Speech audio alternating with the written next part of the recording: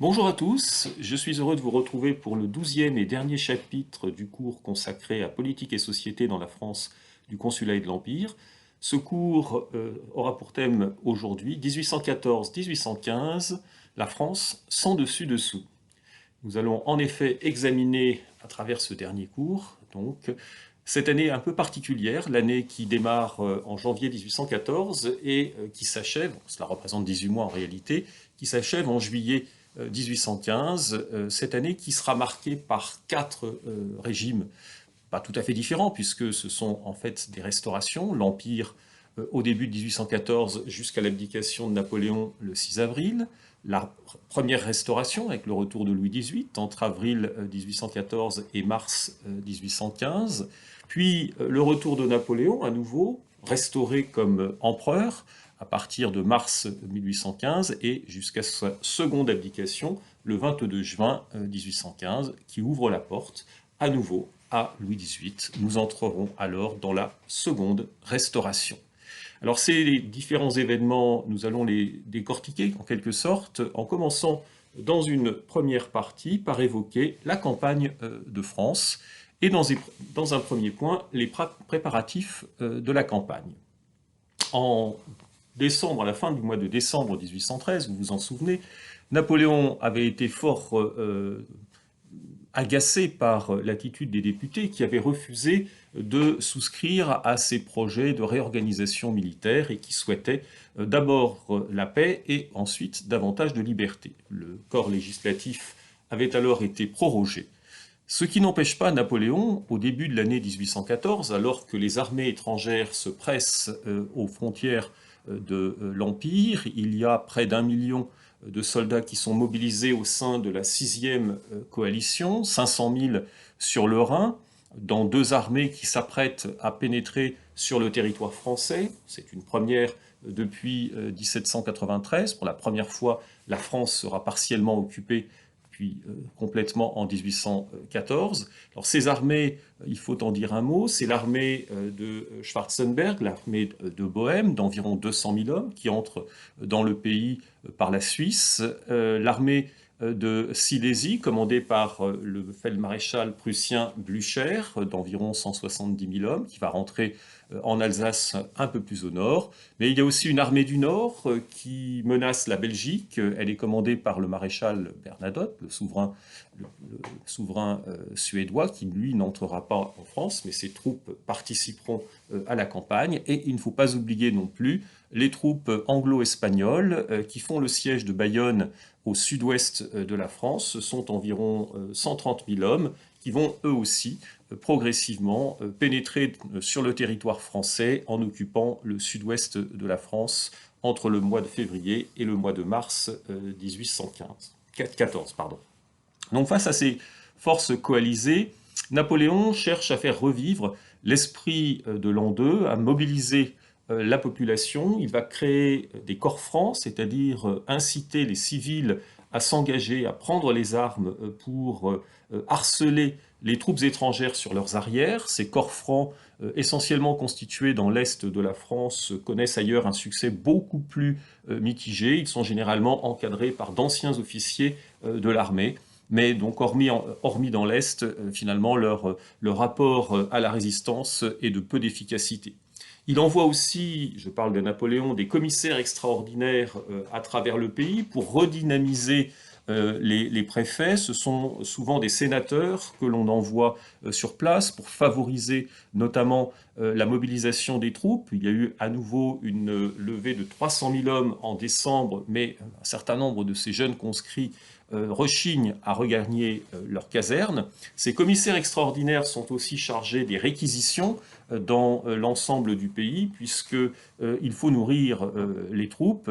Ces réquisitions, du reste, qui vont être un problème pour le pays, puisque la plupart du temps, elles ne sont pas réglées à la hauteur de ce qui est dû aux paysans auxquels les vivres, les chevaux sont soustraits. Une volonté donc de redynamiser le pays, de faire revivre l'élan de l'an 2, avec un succès, on va le voir, relativement mitigé. Pour le reste, Napoléon prépare la contre-offensive. il a remobilisé des troupes, il peut disposer à la fin du mois de janvier, lorsqu'il quitte Paris, d'une armée d'environ 70 000 hommes. Il dira dans une phrase restée célèbre, j'ai 50 000 hommes avec moi, mais 50 000 hommes et moi, cela fait 150 000.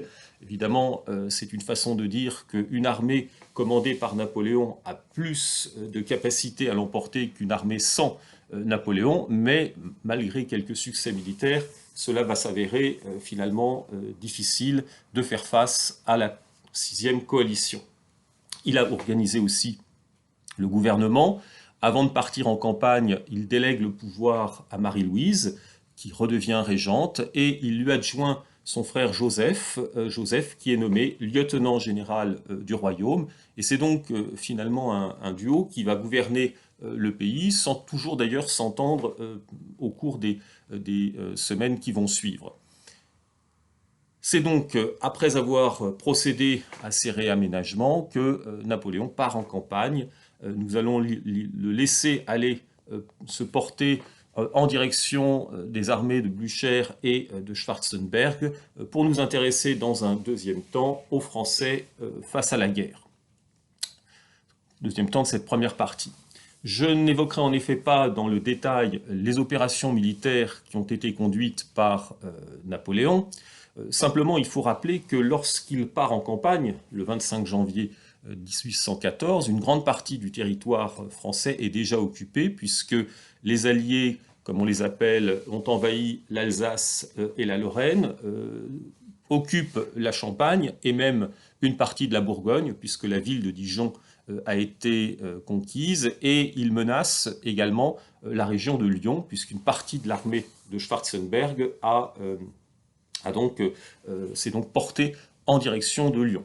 Dans ces régions, donc la population vit sous le régime de l'occupation. À quelques exceptions près, ce sont les citadelles, les forteresses, en particulier les principales villes de la région Est, dans laquelle l'armée s'est enfermée, en suivant en cela les consignes de Napoléon, de même du reste que près de 100 000 soldats français sont encore dans des places fortes en Allemagne, en Hollande ou en Belgique, par exemple, à la même époque. Forces qui manqueront du reste à l'armée qui doit faire face aux coalisés.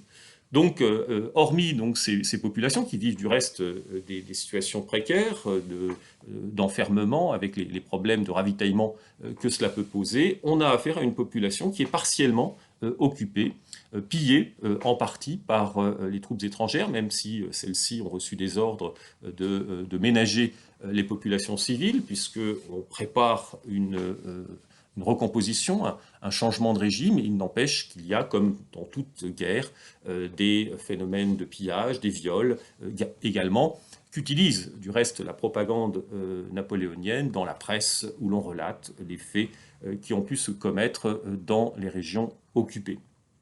Les Français, face à la guerre, sont soumis aux aléas des combats qui se déroulent à partir de la fin du mois de janvier 1814. Si Napoléon l'emporte tout d'abord, ce qui va susciter un nouvel élan d'espoir, cet espoir est douché par la défaite de La Rothière le 1er février 1814, et puis un nouvel élan se dessine avec les 4 victoires remportées contre Blücher autour du 10 au 14 février 1814. Alors Blücher, pour le situer, il combat sur la Marne. Il a décidé d'aller en direction de Paris en suivant la Marne, tandis que Schwarzenberg est plus au sud et le long de la Seine. Mais l'un et l'autre sont très avancés, puisqu'on a même vu des Cosaques de l'armée de Schwarzenberg, puisqu'il y a des troupes russes parmi ces armées, arriver jusqu'à Fontainebleau à la fin du mois de janvier. C'est dire que la pression est très forte et que la menace sur Paris est réelle. Donc une fluctuation des opinions qui sont également raffermies par la victoire de Montereau le 18 février. Et donc à ce moment-là, on voit renaître des espoirs de paix. Mais ces espoirs de paix cohabitent également avec un certain dépit, une certaine lassitude de la population française, et en particulier de la population parisienne, qui craint d'être envahi. Or, Paris est une ville qui est quasiment une ville ouverte. Le mur des fermiers généraux que l'on cherche à rafistoler à ce moment-là n'est pas une défense suffisante pour s'opposer à une marée humaine. Et donc la population est inquiète, et d'autant plus inquiète que les forces présentes dans la capitale sont faibles. La mobilisation de la garde nationale n'a pas été très effective. 6 000 hommes en armes seulement sont disponibles, 20 000 soldats, mais beaucoup sont en fait des soldats blessés, des soldats sans enthousiasme, ce qui ne favorise pas donc le bon état d'esprit de la population. Il faut y ajouter que la population est soumise aussi à un gouvernement qui tergiverse au point du reste que lorsque les armées s'approchent de la capitale, à partir du 20 mars 1814, au moment où Napoléon, de son côté, après avoir remporté sa dernière victoire à Reims, mais après avoir été battu le 22 mars à Arcis-sur-Aube, va décider de changer de stratégie, de ne plus couvrir la capitale, mais d'aller vers l'est, en direction de ses places fortes où il espère trouver du soutien militaire, pour revenir ensuite sur les arrières des armées coalisées et les battre.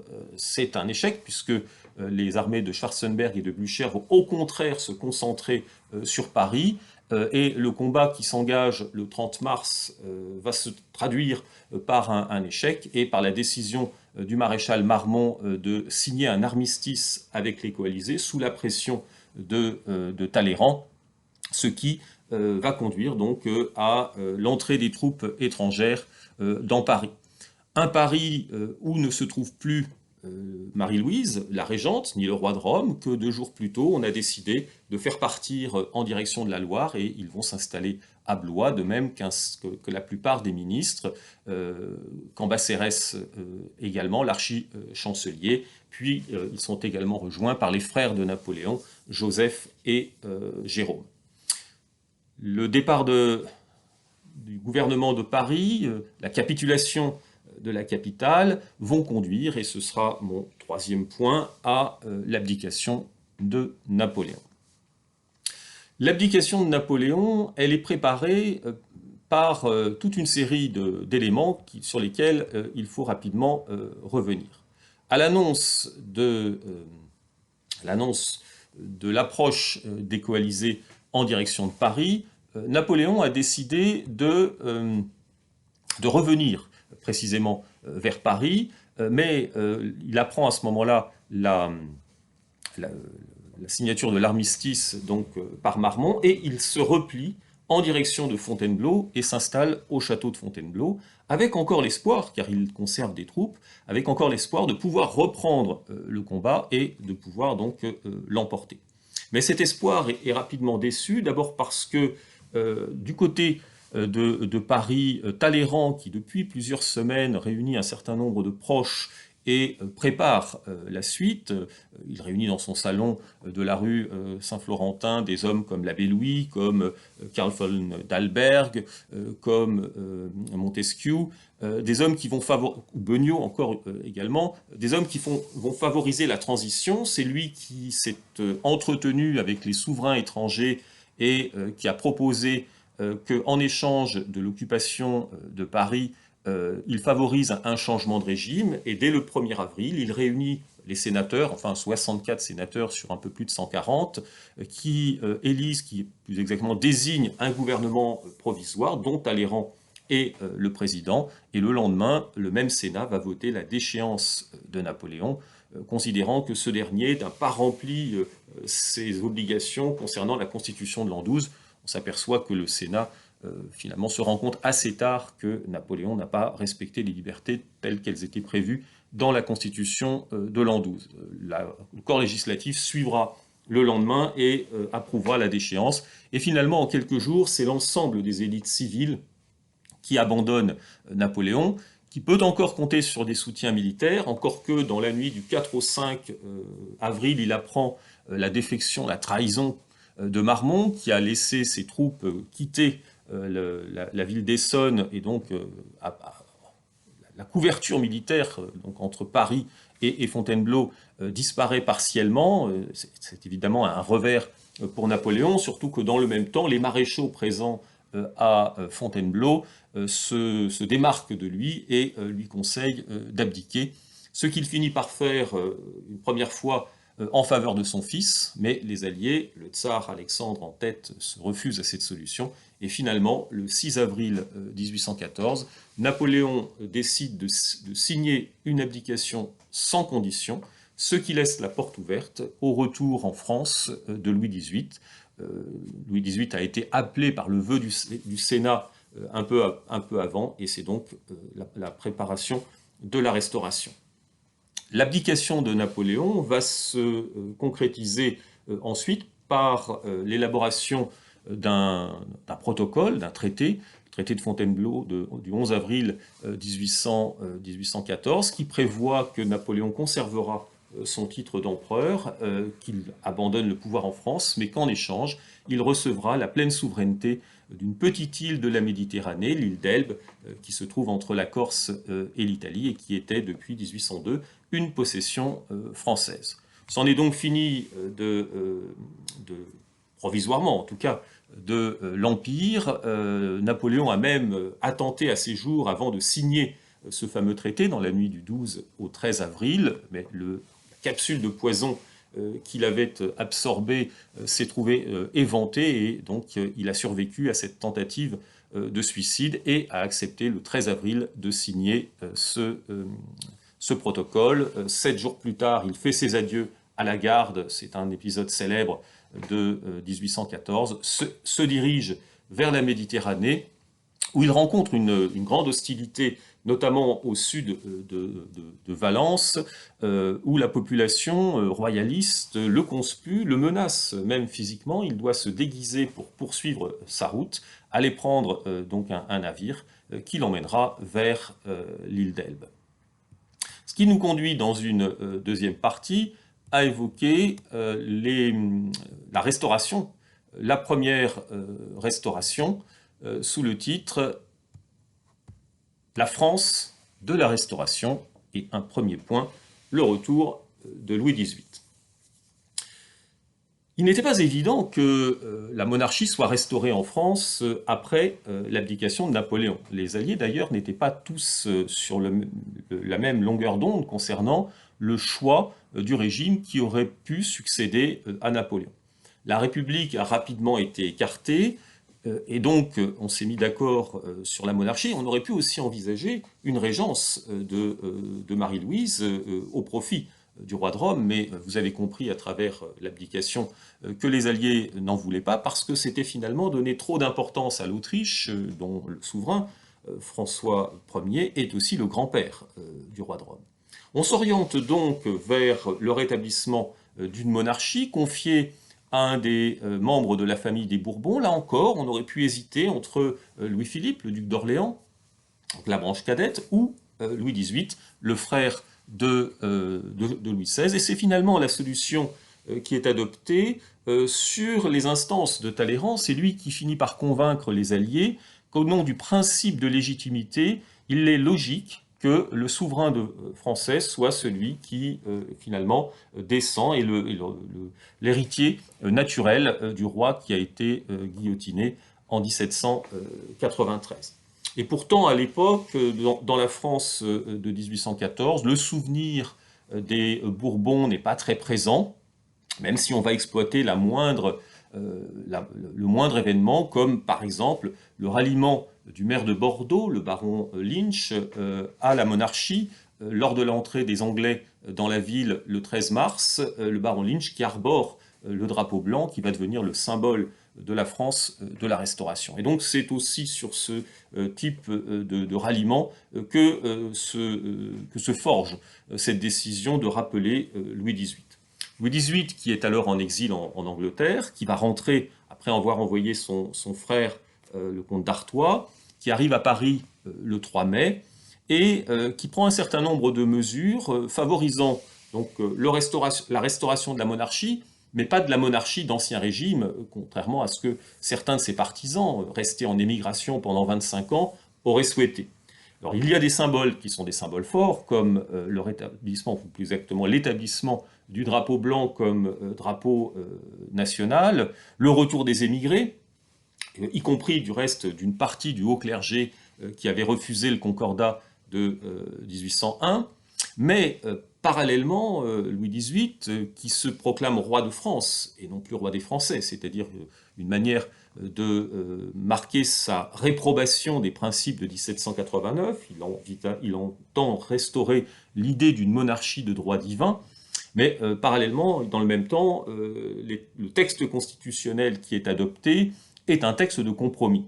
Il a réuni une commission, après avoir refusé du reste la Constitution présentée par le Sénat, il a réuni une commission qui va rédiger un nouveau texte constitutionnel, la charte constitutionnelle, octroyée aux Français le 4 juin, une charte qui est, je disais, un compromis, puisque si, à travers le préambule, qui, il est vrai, a été rédigé a posteriori, on reconnaît, on dénonce la souveraineté populaire et on reconnaît Louis XVIII comme étant dans la 19e année de son règne, ce qui est une manière d'effacer la Révolution et l'Empire. Cette constitution est aussi une constitution constitutionnelle fondée sur deux assemblées, une chambre des pairs, une chambre des députés des départements, qui reconnaît les principales libertés de 1789 et qui ne remet pas en cause le principe de l'acquisition des biens nationaux. Donc une volonté de compromis,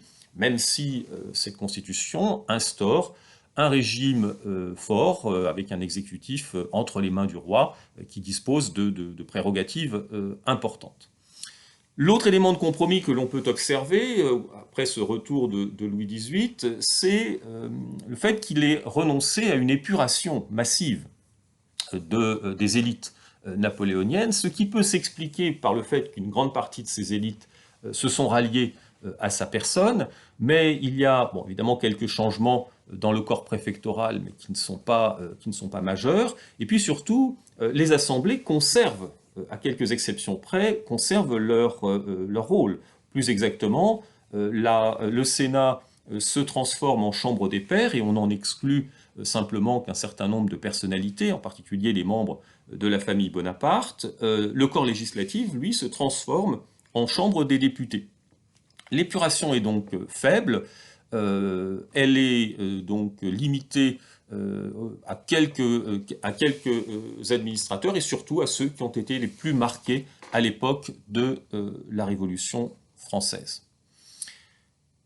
Même en ce qui concerne la religion, le rétablissement d'une religion d'État, qui est inscrit dans la charte de 1814, ne conduit pas à un retour à l'Ancien Régime, puisque la charte reconnaît également le pluralisme religieux et que l'État va continuer, par exemple, à salarier les pasteurs protestants, même si dans les années qui suivent, mais là ça nous emmènerait un peu loin, ces protestants, et notamment en 1815, seront l'objet de répression, et en particulier en 1815 avec la Terreur blanche. Alors pendant que Louis XVIII s'installe à Paris et réorganise la monarchie, Napoléon, lui, s'est transporté sur l'île d'Elbe, ce qui me conduit dans un second temps à évoquer précisément Napoléon à l'île d'Elbe. Napoléon arrive à l'île d'Elbe le 4 mai 1814, donc, à bord d'un navire anglais. L'île est alors encore française, avec une garnison qui accepte, bien entendu, de le reconnaître, alors qu'elle avait fait allégeance à Louis XVIII peu de temps auparavant. Et une fois débarqué, Napoléon redevient donc souverain d'une petite île, certes, mais souverain malgré tout, et il va réorganiser une maison de l'empereur, avec en particulier à ses côtés le général Bertrand, qui est le grand maréchal du palais depuis 1813, depuis la mort de Duroc, qui est chargé donc d'organiser une petite vie de cour sur l'île d'Elbe. Napoléon s'installe dans l'une des plus belles demeures, les Moulinis, sur les hauteurs de la capitale de l'île, Porto Ferraio, où là aussi s'organise une petite administration. Alors c'est pas un palais immense, hein, naturellement, on a logé les troupes Napoléon dispose d'environ 1000 hommes sur l'île, on loge les troupes dans les bâtiments adjacents, et Napoléon se comporte en souverain, il va réorganiser l'île, lancer on ne peut pas dire des grands travaux, mais des travaux d'aménagement, en particulier dans le domaine routier. Il s'intéresse aussi à la réorganisation des mines qui se trouvent sur l'île. Il lance des travaux également de mise aux normes, si l'on peut dire, de la ville de Porto-Ferraio, qui était considérée comme très insalubre. Bref, il se comporte en souverain, il voyage, visite l'île. Il reçoit aussi la visite de sa mère, qui s'installe avec lui à l'été de 1814. Il est rejoint également par sa sœur Pauline, et c'est elle qui va organiser une petite vie de cour, au Mouligny notamment, mais aussi au théâtre de Porto-Ferraio, où l'on organise également des bals, un théâtre qui a été réaménagé pour l'occasion. Napoléon se sait pourtant menacé, d'abord parce qu'il est très surveillé, il y a des commissaires, notamment un commissaire anglais qui veille à ce qu'il reste sur l'île.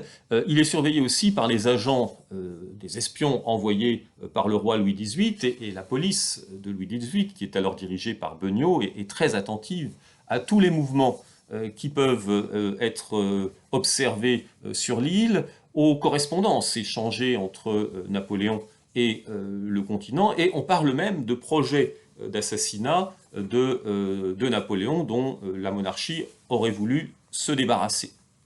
Et par ailleurs, Napoléon ne touche pas, depuis son arrivée, la somme de 2 millions de francs par an qui lui avait été promise par le traité du 11 avril.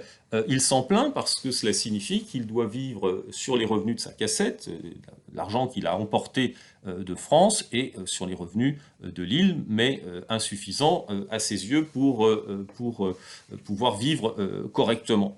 Enfin, il sait qu'à Vienne, où le congrès qui doit réorganiser l'Europe s'est ouvert en novembre 1814, il sait qu'à Vienne, on s'intéresse aussi beaucoup à son sort, et qu'au début de l'année 1815, il y a eu des bruits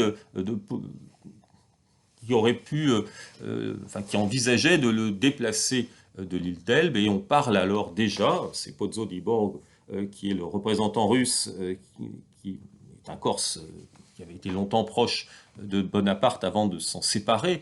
Pozzo di Borg a proposé de l'envoyer déjà sur l'île de Sainte-Hélène. Napoléon, enfin, est informé par des visiteurs, il en est quelques-uns.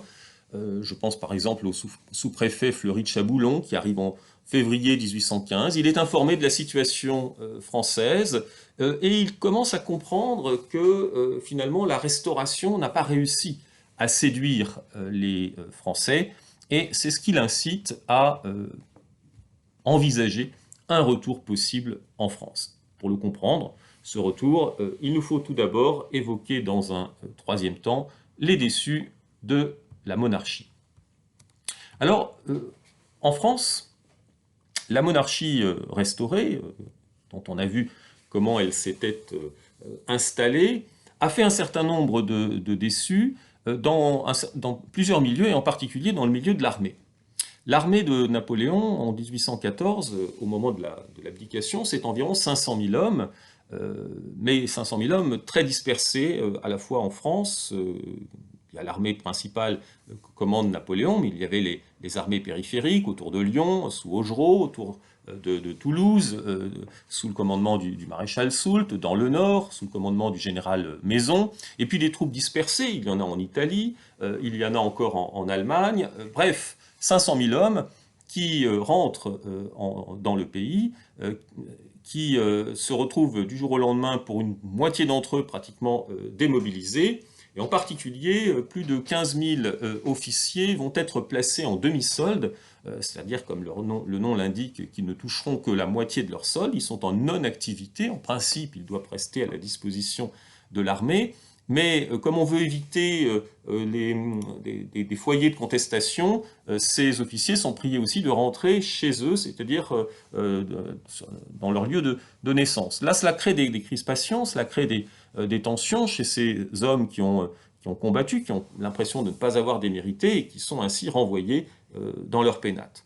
On voit aussi revenir plus de 100 000 prisonniers de guerre qui doivent aussi se réintégrer. Alors une grande partie d'entre eux sont dans un premier temps réintégrés dans l'armée, mais ils subissent au fil des mois également l'épuration des troupes qui s'est opérée donc, au cours de l'automne de 1814. Ces soldats, ces officiers seront finalement parmi les premiers à encourager, même s'il n'y a pas d'unanimité naturellement, mais à encourager le retour de Napoléon. Parmi les déçus, il y a aussi une partie des Français qui s'inquiètent du retour du clergé, en particulier, qui, si il a obtenu le statut de... Donc le catholicisme a obtenu le statut de religion d'État, si le pluralisme est reconnu, il n'empêche qu'un certain nombre de mesures montrent le retour en force du clergé dans la société, avec en particulier un effort qui est fait en faveur des missions intérieures, avec des prédicateurs qui parcourent le pays et qui ont un discours extrêmement contre-révolutionnaire, incitant les acquéreurs de biens nationaux à rendre ces biens à l'Église, menaçant de tous les maux de l'enfer ceux qui ne le feraient pas, si bien que progressivement commence à remonter dans le pays un courant d'anticléricalisme qui s'exprimera au moment de l'arrivée de Napoléon, lorsqu'on entendra sur ses pas les cris de « à bas la calotte », qui est la proclamation donc anticléricale par excellence à l'époque.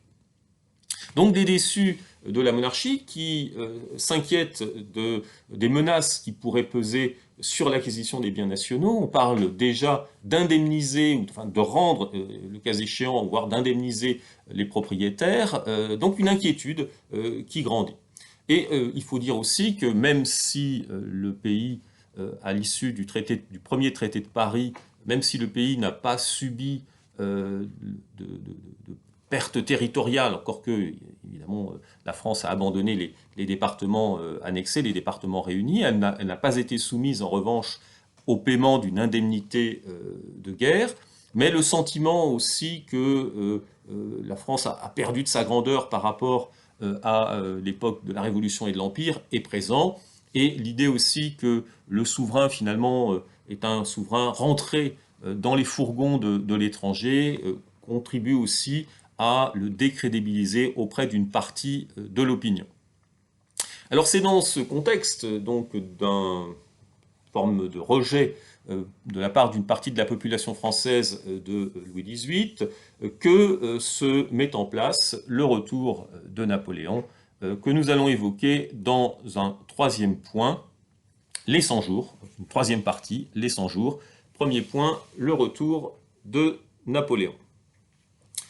Donc c'est à la fin du mois de février 1815 que Napoléon se décide à quitter l'île d'Elbe, profitant de ce que le commissaire anglais est allé à Livourne retrouver sa maîtresse, et donc n'est pas présent pour éventuellement contrer son départ. Il part à la tête d'une toute petite flottille de 3 navires, 3 navires sur lesquels ont embarqué 1 millier d'hommes, des hommes qui évidemment n'embarquent pas de chevaux.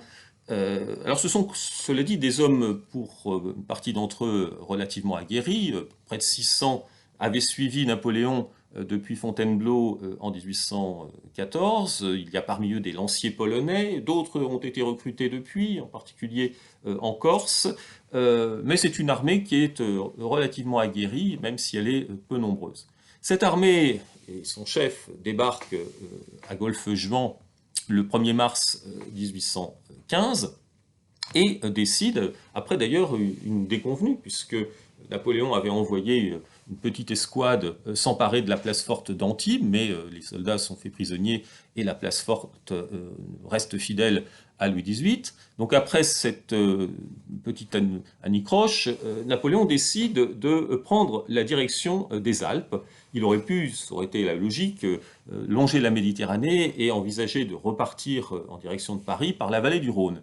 Mais il a le souvenir que dans la vallée du Rhône, en avril 1814, il a été conspué, menacé, il sait que c'est une région royaliste, et par ailleurs c'est une région qui est relativement pourvue en garnison, et il n'est pas encore complètement certain que l'ensemble des soldats se rallieront à sa personne.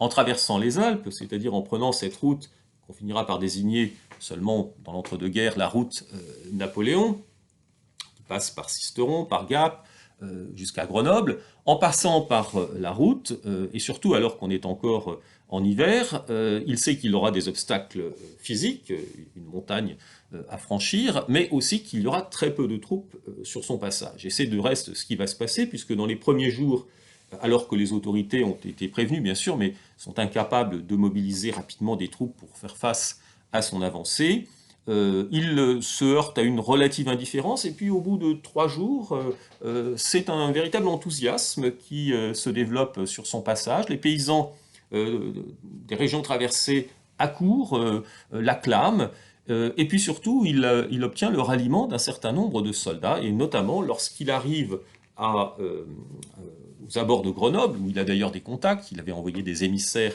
sur place, il voit sa route barrée dans la plaine de Laffray, donc à quelques kilomètres de Grenoble, par le 5e régiment qui a été envoyé à sa rencontre pour l'empêcher de passer, et on connaît la phrase célèbre qu'il prononce alors en se tournant vers les soldats et en leur proclamant « Si vous voulez tuer votre empereur, je dis ça en substance, tirez ».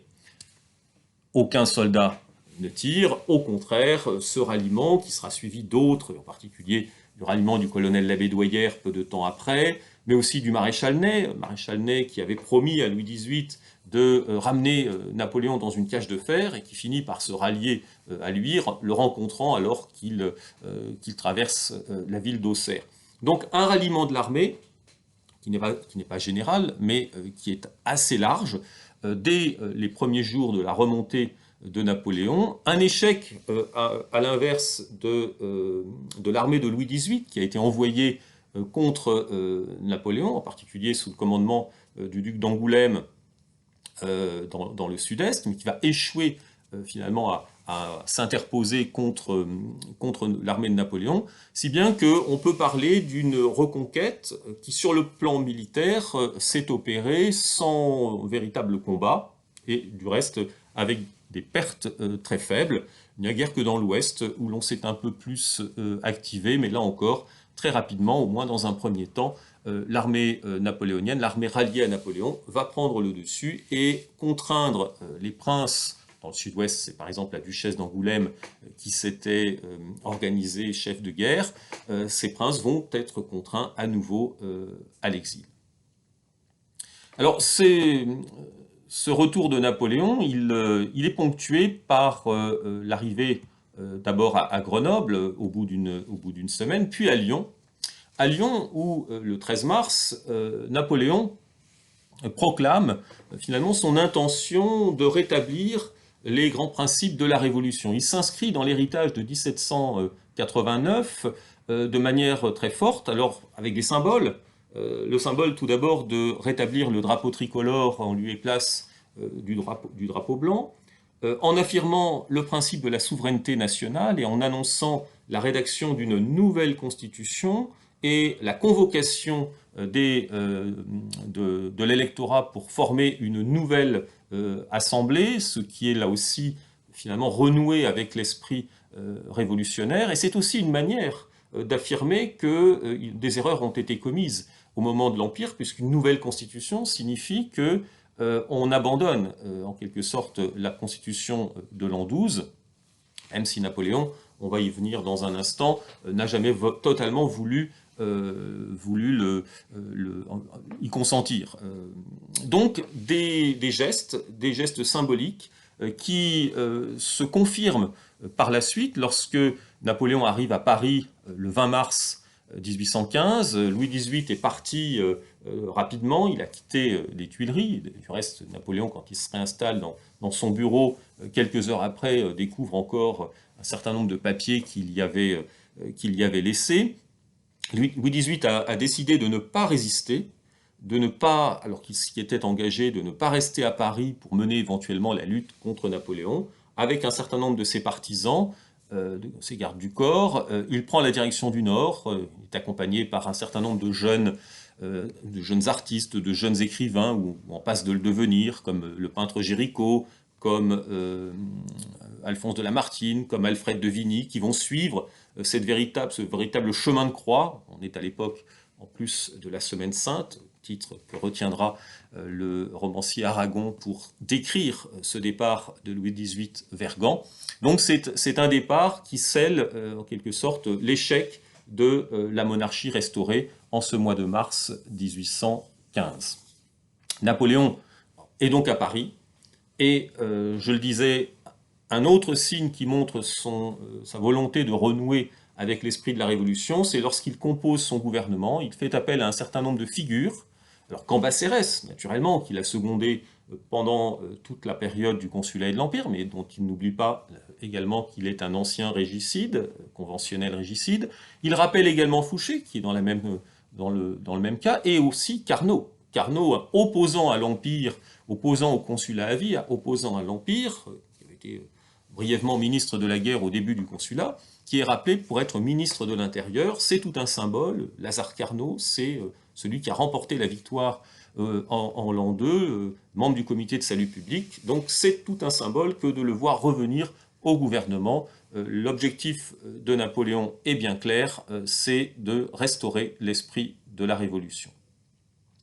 On en vient donc dans un second point au rétablissement de l'Empire. Alors quand je parle de rétablissement de l'Empire, c'est un terme qui est un peu exagéré, puisque en réalité Napoléon a considéré que l'Empire n'avait jamais cessé d'exister, pratiquement. D'ailleurs, il n'utilise jamais le terme de restauration, encore moins celui de Second Empire, ce qui aurait pu être envisagé. Il se situe dans une forme de continuité. C'est comme si l'époque de l'île d'Elbe avait représenté une parenthèse. Et pourtant, il l'a annoncé dès Lyon, il décide de modifier la Constitution, et il fait appel pour cela, là aussi cela peut surprendre, il fait appel à un de ses principaux adversaires de l'époque de l'Empire. Je veux parler de Benjamin Constant. Benjamin Constant qui s'était rallié à la monarchie restaurée, et qui, à la veille de l'arrivée à Paris de Napoléon, le 19 mars, avait publié dans un article dans le journal des débats dans lequel il dénonçait Napoléon, qu'il qualifiait de Gengis Khan, ce qui n'était pas un terme très amène, et lui fait craindre alors qu'il soit exilé, ou voire pire. Au contraire, Napoléon fait appel à lui et le convainc de rédiger une nouvelle constitution, une constitution qui est en fait assez différente de la constitution de l'an 12 et plutôt proche de la charte constitutionnelle. Elle rétablit les principales libertés, fonde une monarchie de type constitutionnel appuyée sur 2 assemblées, une chambre des pairs, donc on retrouve le terme utilisé par la première restauration, et une chambre des représentants, qui doit être élue non pas au suffrage universel, mais au suffrage censitaire. En réalité, on va reprendre le mode de scrutin qui prévalait à l'époque de l'Empire. Napoléon, cependant, ne veut pas que l'on désigne cette constitution d'un autre nom que acte additionnel aux constitutions de l'Empire. Il veut laisser entendre donc qu'il y a une continuité par rapport aux constitutions précédentes. Cette constitution qu'on va aussi désigner par le nom de Benjamine, puisqu'elle a été rédigée par Benjamin Constant. À partir de là, le processus s'engage. Processus qui va conduire au rétablissement d'une monarchie appuyée sur les notables. Et cela va aussi avoir des effets, parce que cela a pour conséquence de décevoir une partie de la population qui espérait finalement que la réunion d'une nouvelle assemblée leur donnerait davantage voix au chapitre. Il n'en est rien, puisque les élections, enfin pas totalement, puisque la Constitution va être soumise à un plébiscite, donc il y a quand même une participation populaire, mais qui n'est pas aussi large que certains l'espéraient. Alors précisément, le plébiscite qui est organisé en mai 1815, il n'y en avait plus en France depuis 1804, ce plébiscite est une déception pour Napoléon. Sur 7 500 000 électeurs, à peine plus d'1 500 000 se sont déplacés. Alors ils ont largement approuvé l'acte additionnel, mais ce qui compte surtout, c'est la très forte abstention.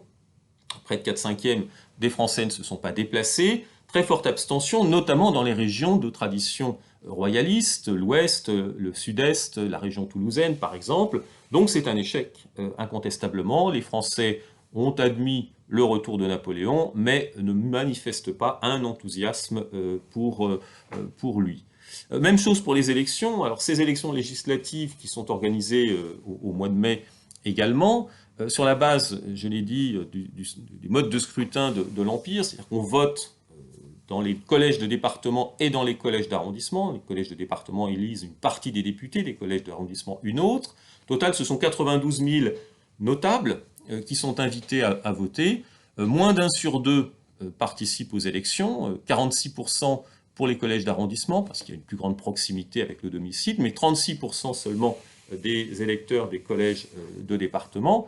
Et puis ces électeurs élisent des députés qui finalement ne sont pas des bonapartistes. Il y a à peine 80 députés que l'on peut classer comme des partisans absolus de Napoléon. 500, en revanche, sont plutôt des libéraux qui, on le verra au moment de la chute de l'Empire, ne seront pas des soutiens particulièrement vifs de Napoléon.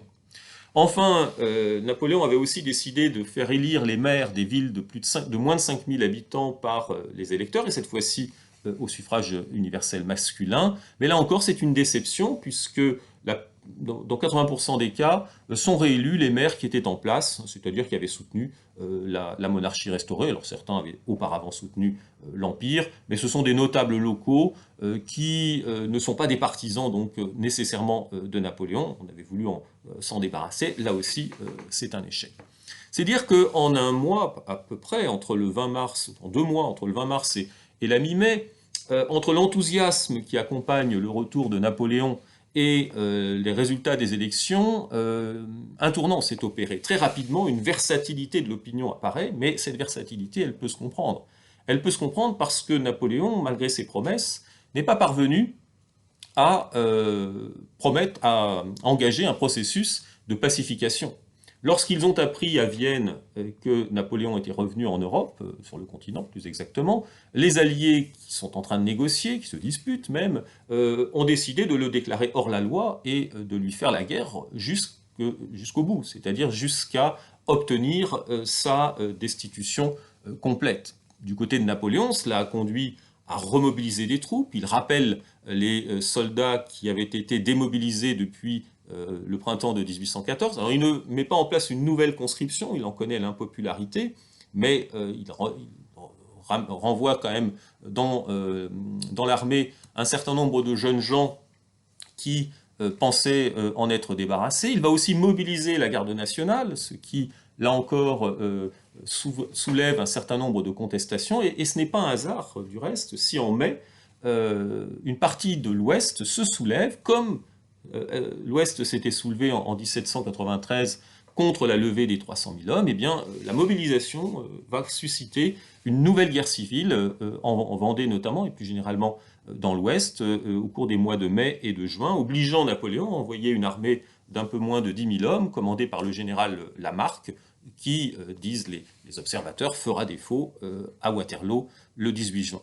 Donc mécontentement relatif des Français, qui explique, là encore, en partie, l'absence de soutien véritable qu'il a pu rencontrer à partir de là dans le pays. Il a encore des soutiens, mais ce ne sont plus des soutiens majoritaires.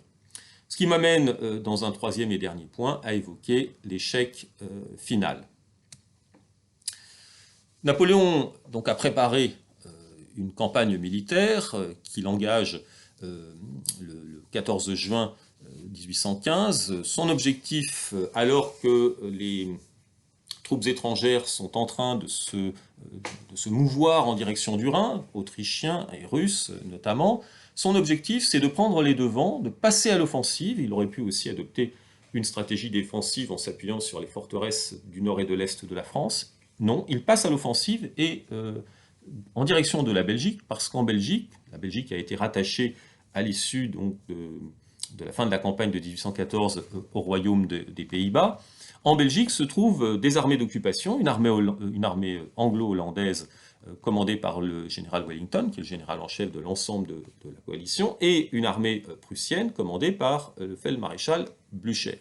L'objectif de Napoléon, c'est de parvenir à les vaincre l'une après l'autre, ces deux armées, et à obliger les coalisés à négocier la paix.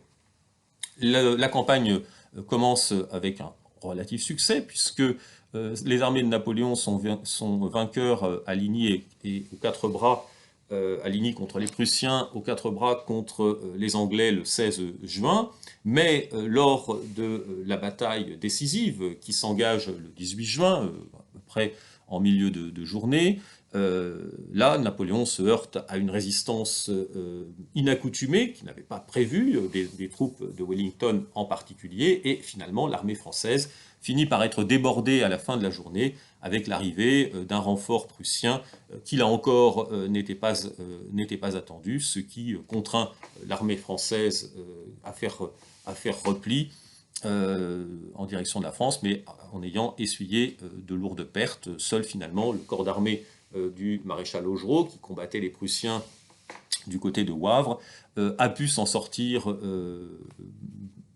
beaucoup mieux, mais il ne sera de guère d'utilité par la suite.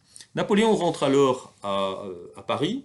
Il espère encore pouvoir donc reprendre le dessus sur le plan militaire, remobiliser des forces, mais il se heurte là à une opposition politique qui provient précisément des assemblées, et notamment de la Chambre des représentants, où des députés libéraux refusent que Napoléon finalement conserve le pouvoir et le contraignent à abdiquer. C'est ce qu'il fait le 22 juin, après avoir consulté ses proches, notamment son frère Lucien, dont il faut rappeler qu'il est revenu de son exil, s'est réconcilié avec son frère Napoléon. Il y a aussi d'ailleurs autour de Napoléon Joseph et Jérôme. Lucien lui conseille de tenter un nouveau coup d'État, ce qui aurait été possible, mais il s'y refuse. Il se refuse, dira-t-il, à engager un processus conduisant à la guerre civile et accepte donc d'abdiquer pour la seconde fois le 22 juin, mais cette fois-ci, il abdique en faveur de son fils, le roi de Rome, qui est alors à Vienne avec sa mère, Marie-Louise. Il a quitté la France au printemps de 1814. Il se retire alors à la Malmaison, et pendant ce temps-là, le gouvernement provisoire, dirigé par Joseph Fouché, va d'une part tenter de résister à l'avance des troupes étrangères, mais sans grand succès, et aussi préparer, c'est ce que fait dans l'ombre Fouché, parce que la Chambre des représentants était favorable davantage à une monarchie constitutionnelle, une monarchie libérale, mais Fouché va travailler dans l'ombre à la restauration de Louis XVIII, une restauration qui est effective avec le retour du roi, donc revenu de Gand, le 8 juillet à Paris. Napoléon, de son côté, à l'annonce de l'arrivée des Prussiens dans la région parisienne, a quitté la Malmaison. Il a pris la route de l'Atlantique. On lui a promis de l'aider. Fouché lui a promis de lui attribuer 2 frégates qui pourraient l'emmener aux États-Unis, mais il se trouve bloqué par la flotte anglaise, renonce finalement à forcer le passage de la flotte anglaise et préfère, après un court séjour dans l'île d'Aix, donc au large de Rochefort, préfère se rendre aux Anglais qui ne le reconnaîtront pas comme prisonnier politique, en quelque sorte, exilé politique, mais vont décider, sans le laisser débarquer en Angleterre, vont décider de l'envoyer à Sainte-Hélène, où Napoléon passera les 6 dernières années de sa vie jusqu'à sa mort le 5 mai 1821. L'Empire s'achève alors avec le départ de Napoléon, avec l'abdication de Napoléon, mais reste à régler un certain nombre de problèmes après le retour de Louis XVIII, dans une France qui est une France qu'on pourrait qualifier de quasiment chaotique à ce moment-là. Les troupes étrangères investissent l'ensemble du territoire. Elles proviennent bien sûr des troupes anglaises et prussiennes qui ont vaincu Napoléon, mais sont entrés également en France les Autrichiens, les Russes, des Italiens et même des Espagnols. En septembre 1815, il y a près d'1 million de soldats étrangers qui séjournent en France, ce qui représente un coût considérable d'entretien notamment. Des soldats qui commettent un certain nombre d'excès, de pillages, de viols également. La situation n'est réglée finalement que par le second traité de Paris du 20 novembre 1815, qui prévoit l'occupation par 150 000 hommes, c'est moins qu'1 million, jusqu'au paiement d'une indemnité de guerre de 700 millions de francs, dont la France doit s'acquitter, et elle y parviendra en 3 ans, et en 1818, le territoire pourra être évacué. La France perd aussi des territoires qu'elle avait conservés en 1814, des places fortes dans le nord et dans l'est en particulier, le comté de Nice également, et la partie de la Savoie qu'elle avait conservée en 1814 et qui est restituée au royaume de Piémont-Sardaigne.